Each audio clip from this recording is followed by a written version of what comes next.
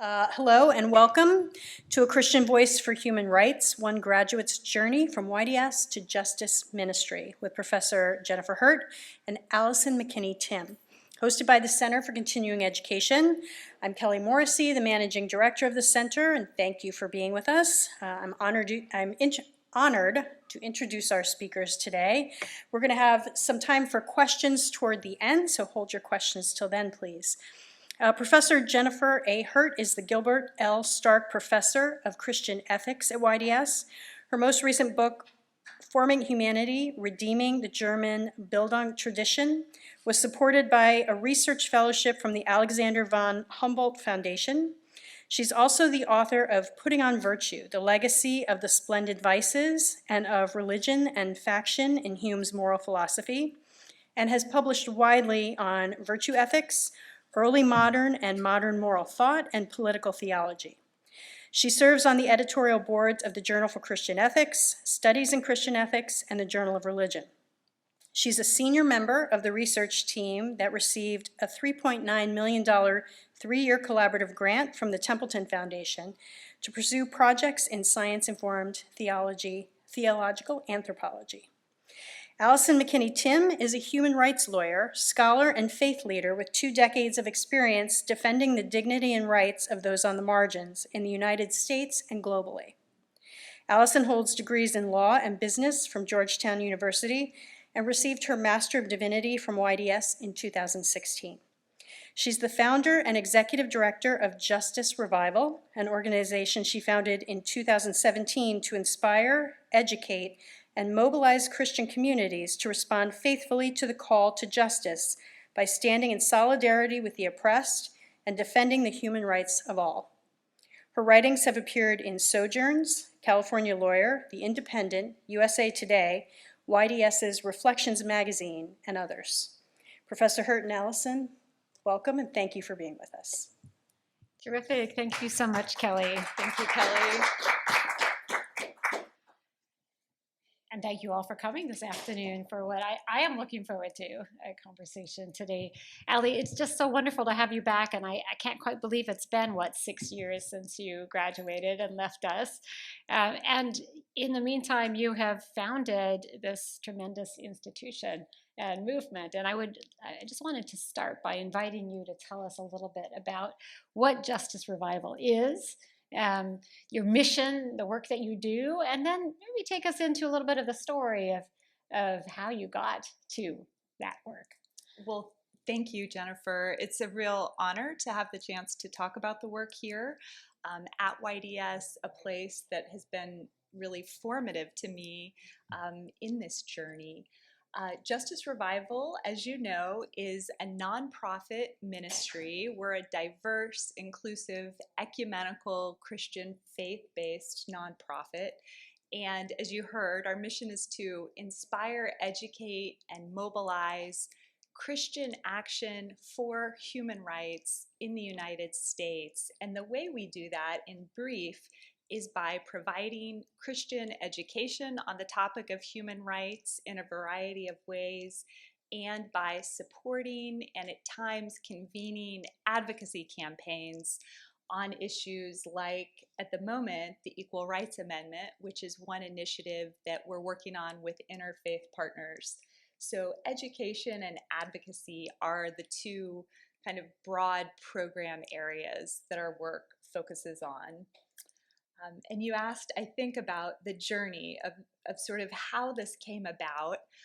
I was reflecting on this, and it's a long journey and a long story, but don't worry. I just want to share maybe 3 key vignettes that are pivotal in how Justice Revival came about.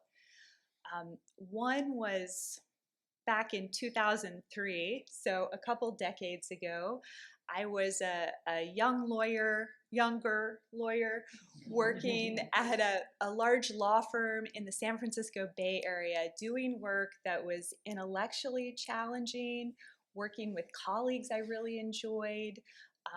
It took a lot of creativity, and so there were a lot of things that were satisfying and stimulating about that work. But at the same time, I just felt something quite palpably that I couldn't at the time put my finger on, but I had that sense that I imagine some of you can relate to, that there is something I know I'm supposed to be doing and I'm not quite there yet, but I trust and believe that it's out there. And so I started with the really simple adventure of prayer and trying to open up to what that might be. Now, fast forward, the second vignette was in 2005. I had already volunteered in East Africa on the Rwanda War Crimes Tribunal. I was leaving for Uganda to lead an office there to defend the rights of widows and orphans. And I had a moment that I'll never forget. I was sitting in the comfort of a Crystal City, Virginia cafe right outside Washington, D.C. And I found myself across the table from a woman I had learned to be a significant figure on the religious right and a significant opponent of the core human rights treaty to protect the rights of women. And I was perplexed because I'd been introduced to this person as someone who was concerned, as we were, about the plight of vulnerable widows and who was supportive of that work. But I found out at the very same time she was an arch opponent of the idea of women's equal human rights under the law. And I thought, oh, what's going on here? There's some kind of major disconnect. Either I have not understood something significant, or perhaps she hasn't. Where is the gap? And I was just desperate to try to understand, why are we talking past each other as Christians about an issue of fundamental justice? And then the third vignette, I would fast forward to 2010, after working in Africa for a number of years, came back to the US, took a teaching fellowship here at the law school just down the road, teaching human rights. And because we're hearing about post-colonial perspectives in the Beecher lectures, I wanted to bring in that experience where I had the chance to get a broader global perspective on the human rights work I had done. I had the chance to think about it critically from a post-colonial perspective and appreciate things I wish I might have understood before going to Africa as a white lawyer. But what it brought me to was a key question. What you know about human rights that you've presumed to share in other cultures, can you take that to your own culture of origin? Which for me is North Florida, the Bible Belt, the Deep South. And so I really wanted to ask that question. Can I take what I feel I have to offer and share about human rights and take it right back there to the place I came from? And to me, that's still the challenge. And so I very much felt a call back to the US, and Justice Revival is the result of that. It's so powerful to hear those stories. And I have to say that my experience of you as a student here was of somebody who just had such a clear sense of what you needed to do. So it's nice to hear that there was a process of discernment that happened before that. But I'd love to hear you now reflect a little bit on your time as a YDS student. What sorts of things did you feel that you learned here, or were there specific things that you came here to get to be equipped for the next stage of your journey? Absolutely. YDS was so formative. It was so important because I came here with those really, those questions that just demanded an answer. What does Christianity have to teach us about human rights? Mm-hmm. What has our legacy and our history been in relation to the human rights movement? And so those questions were present with me through my M.Div studies. And a number of things stand out. One, the Christian history that I learned at YDS was incredibly important. learning about those heroes in our faith. So I'm thinking of Tisa Wenger's class, the Transitional Moments 2 class that she had just recently revised, and learning about De las Casas, learning about Pauli Murray for the first time right here in YDS, taking Clarence Hardy's class on Martin Luther King Jr. and the Civil Rights Movement. And so seeing this cloud of witnesses, the Christian leaders who are exemplars in their heroic advocacy for human rights, and understanding that they were voices in the wilderness largely, very much voices from the margins, confronting both status quo outside and within the church with their calls for liberation. That was key. So learning our history, the readings class that I had the chance to do with you, that was a very important opportunity to even be able to participate in creating what the course would look like and going in depth with key thinkers like Nicholas Wolterstorff. So looking at his book, Justice, Rights, and Wrongs. And I mean, that I consider it a special privilege to get to speak with you in depth about that work and others.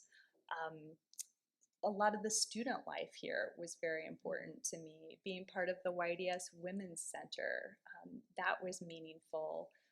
Some of the activities that we did, I'm seeing friends here who were part of that, and remembering an event we put on sexual violence. So being able to look at some justice issues really in our local context, all of that together.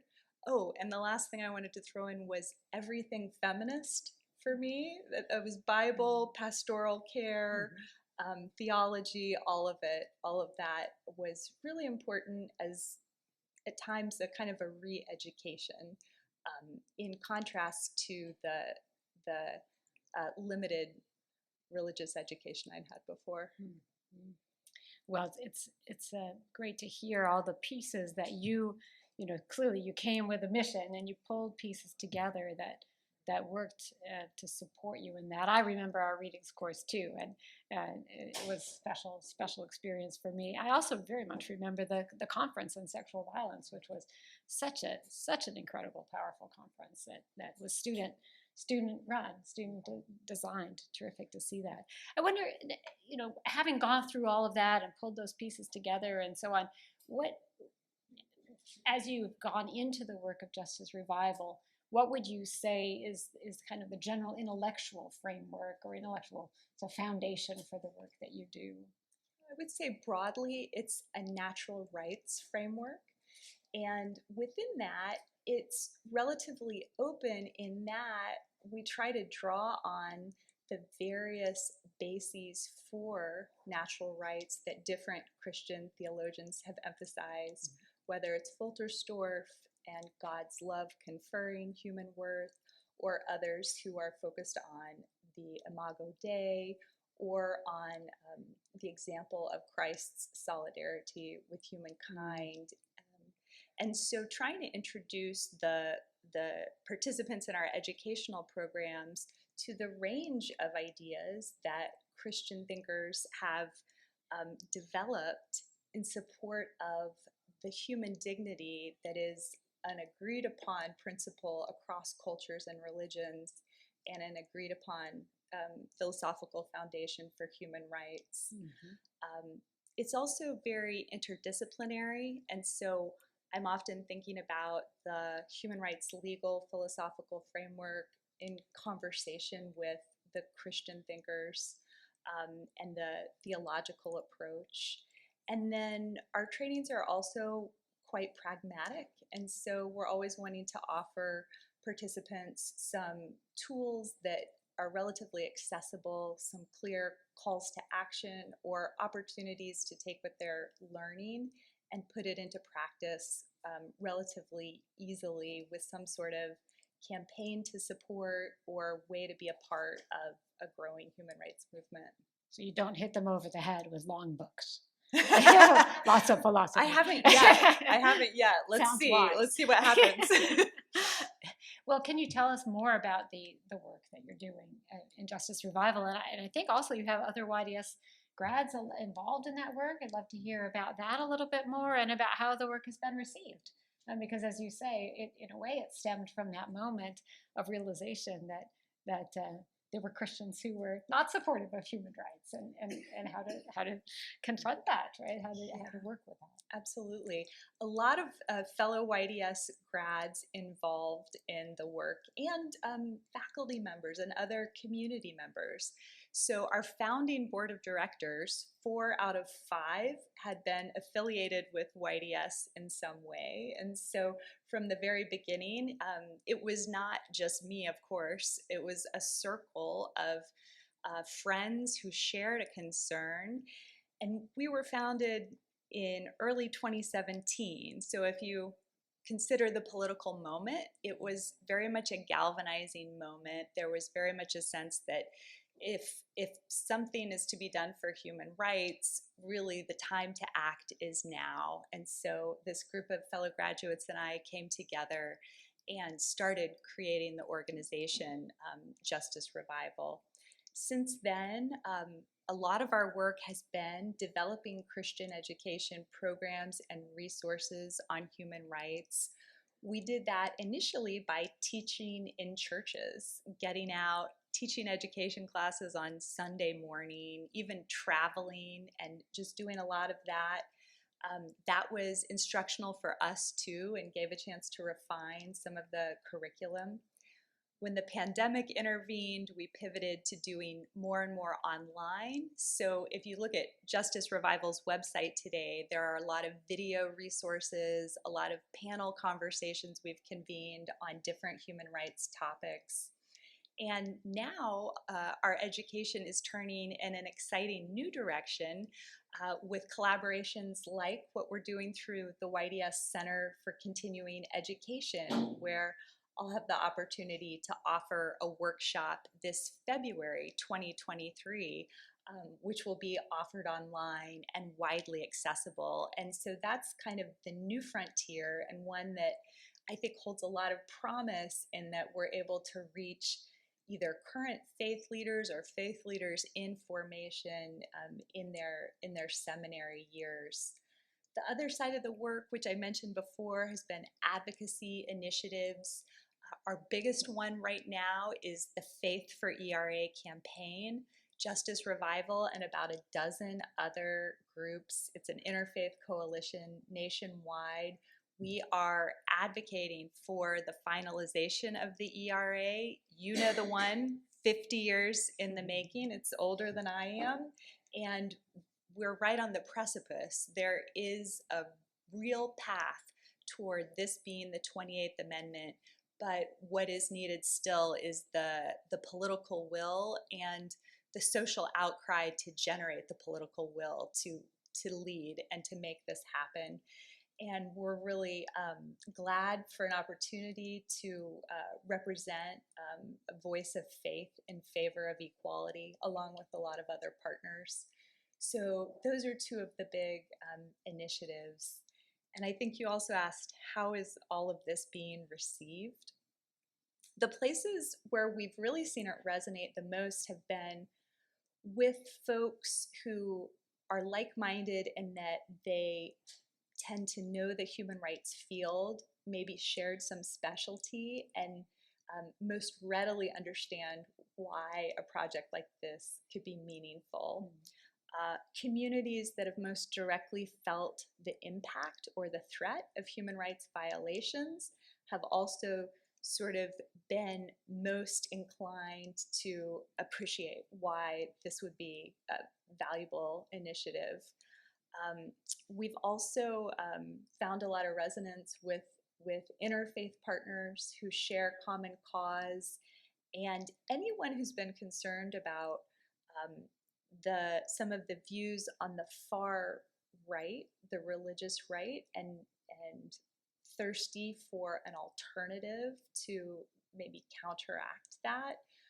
That's been another place where it's resonated as well. we haven't been in direct dialogue with the folks, like in the vignette I mentioned, the woman I was across the table with. And so those opportunities are not ones that we've pursued yet, but so I kind of, that's still yet to be determined whether there is an opportunity for actual discourse in the highly divided kind of partisan environment that we're in. Yeah. So if I'm hearing you, you're really you're going with where there is resonance, where there is a welcome, and that's where you're headed. So I guess I'm wondering, looking forward, what you see as the major challenges as well as opportunities, like maybe the next 5 years of the organization. Yeah. I mean, I think one of the challenges I mentioned already, that partisanship and division and the increasing difficulty of finding political solutions, the threats to our democracy. Those are significant challenges, I think, for all of us, and especially for any sort of initiatives towards greater justice. I think a challenge is the way that sometimes justice issues are being siloed, particularly within the faith sector. So we might, the opportunity, the positive is that we have seen some measure of growing consciousness among some majority white congregations about the overwhelming reality of racial injustice. And so we've seen these years of awakening in recent years. The challenge, I think, is we still tend to talk about race in one conversation. We might talk about gender in another, sexuality in another, and we don't have as many conversations that are deeply intersectional and thinking holistically about the types of oppression, which of course are interrelated, and the types of solutions needed that would be liberating in a variety of ways. And that's, I think, a place where human rights can be helpful in giving a systematic framework and inviting us to think about these issues as interconnected issues. And that's one of our areas of focus. Yeah, oh, terrific. Well, in a moment, I'm going to open up and invite your questions, so you can be thinking about what you would like to ask Allie about. But before I do that, just one last question. Are there things that folks out here could be doing to be involved in your work? Yes, absolutely. So many ways to be involved. One, invite us if you are interested in having a speaker, a sermon, a lecture, a talk, or a panel participant on these subjects of justice and human rights. That's one way we connect with churches. There are events that you can participate in even online. Our next educational event is coming up October 27th. We're going to be speaking about violence against women. We've got a really phenomenal interdisciplinary panel. In fact, another YDS graduate, Marie Fortune, is one of our panelists for that event. And these are open, these are free. If you miss it in person, you can find it on our website. And like I said, there are a lot of videos there, so hopefully resources that could be useful to you in your ministry. For students or maybe recent graduates, we have a job opening right now, communications associate, a part-time position that we're hiring for. We have a lot of volunteer opportunities in areas of advocacy, communications, community organizing. So all of those are ways to be involved. And if you are able, consider making a gift. I'm not doing my job if I don't ask that. So as a nonprofit, we depend almost entirely on the generosity of individual supporters. So give to Justice Revival, definitely give to YDS, which is hosting us for this phenomenal event. And seems like I had one other in mind, but those are the four that popped up. Okay, if something else pops into your head, you can go ahead and break in and share that with us. So Yeah. we do have about 15 minutes for questions, so don't be shy. And I think Kelly's going to go around with a mic.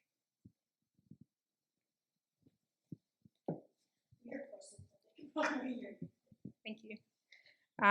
Thanks so much, Ally. This has been very informative. I was curious if the organization is focused on a particular geographic location, or what do you say is sort of the reach in terms of, where you're sort of based? We haven't had a particular geographic focus, so we've worked with communities from coast to coast and even in between, and it's really been based on our network of relationships.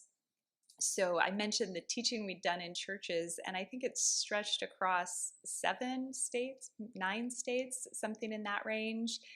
The advocacy campaigns we have tend to be national in terms of the reforms that we're seeking. So in that sense, it's sort of structured so that no matter where you are, hopefully you could plug in and participate. Thank you. Just following up on that, I mean, it does sound as though it's U.S. focused. U.S. right? focused. And, I mean, that's that correct. does, I think, come out of what you said when you came back from your work in Uganda, of feeling kind of a call to focus on the domestic situation. Do you foresee that continuing, or do you imagine there might someday be an international component to the work that you're doing? I think for us, for the foreseeable future, I think it will continue to be domestic. And interestingly enough, sometimes that's part of what's thought-provoking, because a lot of times when people hear human rights as Americans, our mind goes immediately to far reaches, far away places. And so to think about these universal principles of human rights, the power of applying them to the justice situations at home, that can help us think in fresh ways about the problems that we're facing here domestically. I have heard from Christian leaders in other countries who say, oh, we need something like this in Liberia. And because of the time I've spent in Africa, especially, my heart is drawn to that. And I can only imagine what it would be like to be in a position to be able to also sort of foster and encourage those efforts. I think practically, realistically, that would be a ways down the road for us, though. Got a dream. Got a dream. Hi, hello. I'm Kaz Bem. I'm a pastor at First Church in Marlborough, outside of Boston. And it's a United Church of Christ congregation that's still so odd that a third of my congregation is Republican. Doesn't mean that they vote for Trump, but it's Republican. And one of the things I've been running into, I used to be a human rights lawyer in my previous reiteration of my life. One of the things I'm running into with my denominational materials is it is so repellent to them. Some of the language that they use, my denomination uses, they just shut off. Now, I could use that and lose them, but I think the role of a congregation is to change people's hearts. So are you a little bit more, I mean, I'm very tempted to look at your material and invite you, but have you worked with congregations that are so deeply divided? And so, because I think once you reach them, hearts are opened in church. The resources I come across are just so, sorry. Yeah, I hear. I wish I was more articulate. Partisan. No. What's that? The resources are partisan. Yes. Sounds like what you said. And you're afraid, or you've experienced, that they could alienate parishioners who are Republicans. It's an important challenge to really be conscious of. I believe most of the congregations where we've worked are diverse, both politically and theologically. And so I'm always conscious of that going in as a guest. And of course, you try to learn as much as you can from the leadership of the congregation. My hope, I think, the sort of in the best case scenario, human rights offers us moral language that has this theological support and historical support in our tradition that can address the kind of lived challenges of injustice in a way that is a different approach than what we're getting from partisan politics. One thinker put this really well: human rights provides a moral framework with political implications. I think the challenge, though, is that we're in such a partisan environment that the resistance to the political implications remains, however thoroughly you justify it based on moral first principles. I hope I'm making sense. Yeah. And so, in other words, folks may be so predisposed to agreeing with what the kind of partisan leadership has mandated or is insisting upon. In some spaces, the language, the term human rights is already cast as partisan. It doesn't sound like you're in quite in that space, but still, I am hopeful that there is a human rights approach that is more focused on the theological foundations that might be more broadly appealing than what you've described. And let's talk more. I mean, one of the interesting things that you and I talked about when you were a student here is a certain Christian pushback against the language of human rights, which in some sectors is perceived as secular language. But in a sense, if you can get over that hump, that is opens up doors for it not to be partisan. It's really an interesting situation. And the irony then is, in the secular human rights law textbook, the critique is, well, human rights is this Western Christian framework that can't be applied globally. I always found that interesting, among other. I had a question. So I'm really struck when I think of human rights, it makes me think of law and legality and advocacy that's transformational in that kind of way. And for me, as a pastor and a chaplain, I feel like a lot of my work is more in the weeds and working with a congregation that like very much believes in social justice, but maybe doesn't know how to help in more tangible ways beyond how to be in right relationship with people, but how to bring, change that is more sweeping, something like the Equal Rights Amendment. Like I don't find, we preach or talk about how to do justice, but we don't get specific when it comes to legality. And so I really appreciate how you are helping bring that language to folks. And I wonder if you could just speak more to how your strategies for helping Christians that want that work but don't know how to show up for it except for the human to human level, bring advocacy and change that has legal implications. Great question. I think it's helpful and meaningful to start where people are. And you mentioned that human rights can seem like a very technical legal concept, and I see that and hear that a lot. One thing that we love to do is to draw out how much it is actually a relational concept. So Wolterstorff calls human rights a normative social bond. So we're really fundamentally talking about how we ought to treat one another. And sometimes the way I describe it is human rights gives us a concrete way to imagine a moral baseline in terms of what it means to have respect and regard for our neighbor, to move toward loving our neighbor as ourselves. And so developing the idea of human rights in that context, in terms of really thinking about how we're interacting, our social relationships, and then building from whatever the congregation is already doing. So I've found most congregations tend to be doing something to help homeless in their communities. And that's a way where people are already engaged. That was one of the reasons that one of the earliest campaigns we supported had to do with the human right to housing, and a group that had a campaign called Housing Not Handcuffs that is standing in opposition to the criminalization of homelessness, or the incarceration of people because they're homeless and trying to meet their basic needs.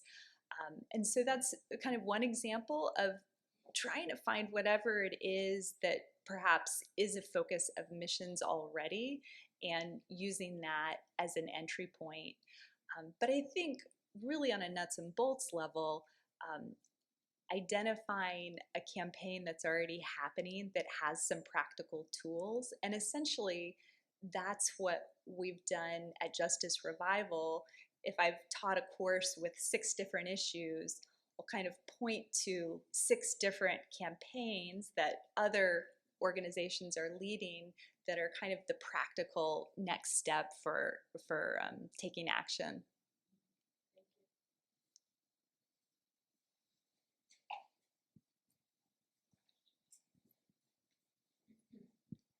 Thank you. I'm a United Church of Christ pastor in Springfield, Massachusetts, and I belong to a group or movement that you might be aware of, the Just Peace Network in the United Church of Christ. Many denominations have similar peace and justice networks. So the United Church of Christ, and I can give you more information after this panel is over, but it focuses on having local congregations make a covenant to commit to justice and peace. Just peace is basically a play on the word of the idea of a just war theory back in 300 AD, before our time. But this is a segue almost to what the conversation you just had was, how do we do things locally? So for example, our church in Springfield is a Just Peace church. And we started 4 years ago. The movement goes back to 1985, but we started 4 years ago. And we, in our Just Peace team, which in a congregation of 150, we have 24 members on that team. And they choose each year what issues do they want to work on to study, but specifically to work on in the local community. So I identify community partner organizations that are dealing with that particular theme. And they resonate with several of the themes you already have in the brochure, particularly to the Black Lives Matter. Racial justice has always been at the top burner there. But it's a way by which we move beyond charity and look at action. And so we work at growing. So the approach often with us in our group is that we look at what is our local church already doing in outreach of feeding the poor or feeding the hungry or something. And then what can we do as the next step to understand what are the structural and systemic causes of that particular issue, and then work on that. And it's so I'll talk with you more about how that operates.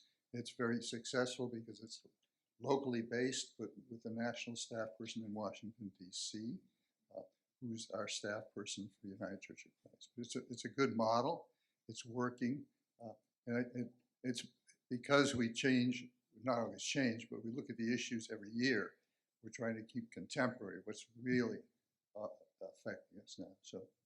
So thanks a lot. I'm glad to know about it. It does sound like a very effective model and a lot to be learned there. And yeah, the more you can decentralize and empower folks at the local level to both, as you've described, choose the issue of focus, to research it and identify action steps, and then to empower them to create an action plan.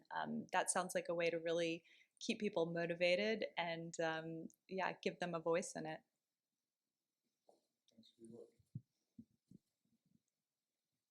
We might have time for one more if there is. Hi, Allie. I'm Allison. Hi, good to see you. Conversation to have. Yeah. The word impact keeps going through my head. And as a nonprofit provider, I just think about what's the impact. And I'm particularly interested in how you're reaching young people, because I think our younger generation, younger than all of us in this, maybe not all of us, but some of us in this room, are looking for ways to get involved to change the world. And there may be a dotted line to a church because of family history, or there may be this move away from church. And so is your work kind of, can you see a way to draw in young people to reconnect them to the church and so forth through what you're doing? Yeah, that's a great question.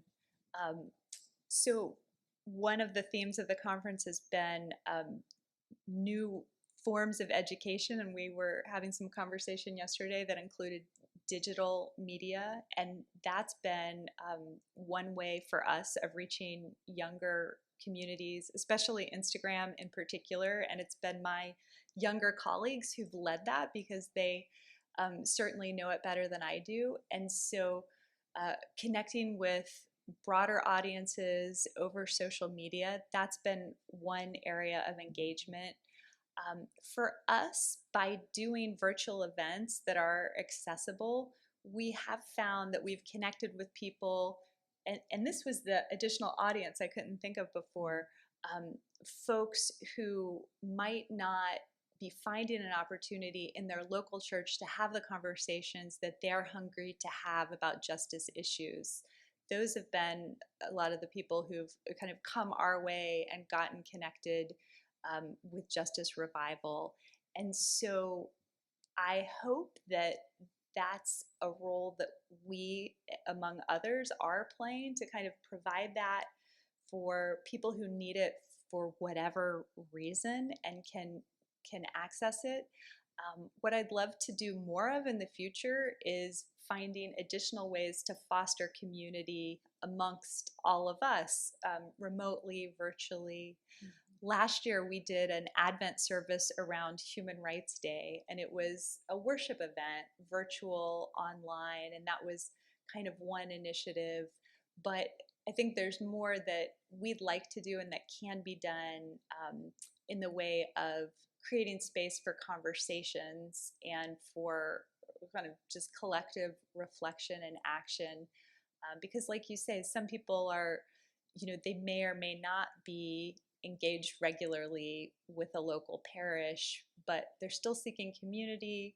They're still seeking a way to live out the gospel or to deepen their spiritual lives and to make a difference for justice. And so, finding ways to help address those needs is certainly something that is top of mind. Well, I want to thank you all for coming and for your good questions. And Ally, I want to thank you for the work that you are doing and for making YDS proud.